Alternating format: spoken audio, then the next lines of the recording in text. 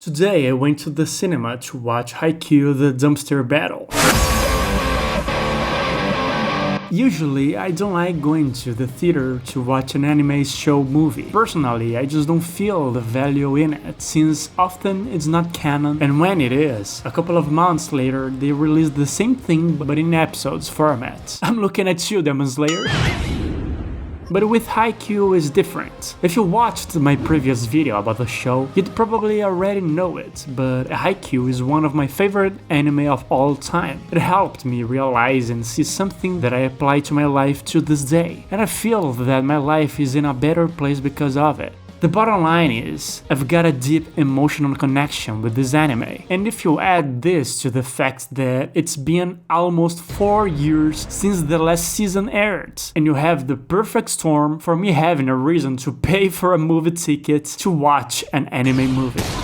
So the movie picks up right after the 4th season have left it. Karasuno had just won against one of the favorites, Inarizaki. By the way, their slogan is badass. Oh, that's hot. And Nekoma has just won, setting the inevitable dumpster battle in the 3rd round of the Nationals. And the movie structure works very much like an 80-minute episode, but with less time spent on thoughts and moments that time stops that don't really move the narrative forward, which makes sense. The movie is great in showing the dynamics of friendship and rivalry between both teams, having multiple scenes throughout the whole movie of each team complementing the other and provoking in a good manner. One thing that I found very interesting is that in this movie they put a lot of focus on Nekoma's side, Kanema's past, feelings and thoughts. I found it a good change of view and kept the movie fresh for me, and it made me reflect a lot about my life, of how Kanema started to play volleyball because of Kuro's passions for it, and he kinda just tagged along, but in his own way he found his personal style and love for the sport in being a setter. Just like in one of his RPGs, the setter is the brain and he commands the attack,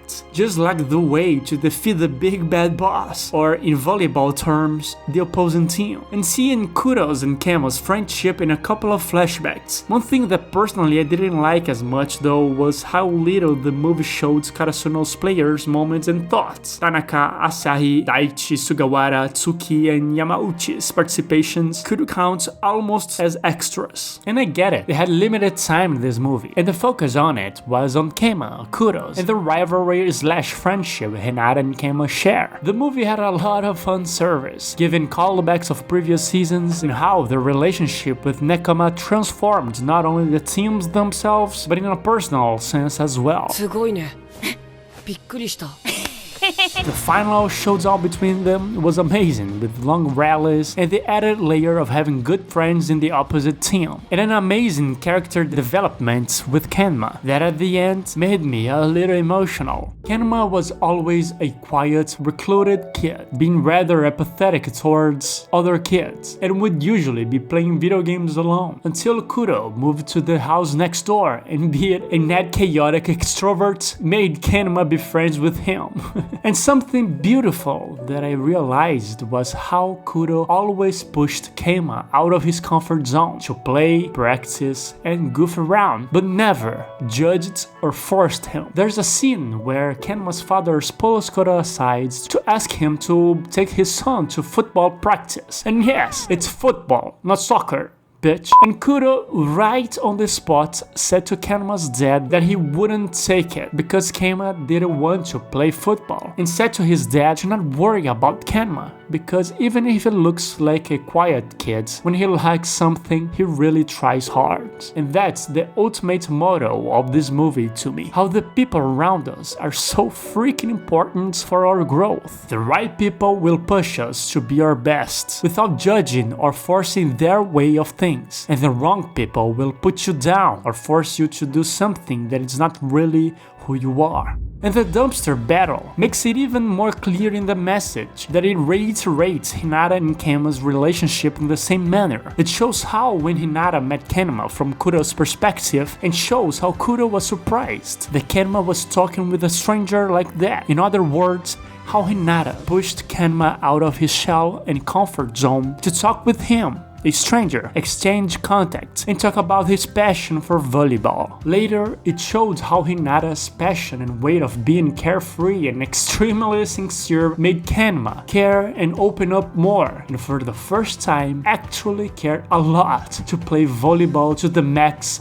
for fun. 俺がやったらおかしいな On the last rally, on a really long set, it showed everybody gassed, tired, sweaty, breathing heavy, but having so much fun, pushing each other to the limit, to a point that even Kenma was fucking tired, falling down while panting, exhausted to the max. But seeing his teammates keeping the ball up and seeing Karasuno doing their max effort as well, he instantly remembers the practice days with all Tokyo teams and Karasuno in an almost nostalgic feel. Then he gets up, gets ready to set the ball, and with the sweat of a very long rally building up on the ball, it slips his hands, making Karasuno the winner of the dumpster battle. And even though they lost, the sense we got at the end was how good the match was, how good it was to give everything you got for a passion and for fun. Even when they lost, Kenma said he had fun playing volleyball like that, the first time ever to a rather cold and apathetic Kenma. It clicked to him how much of a treasure those memories are, how much valuable those moments with his friends are, trying to get better,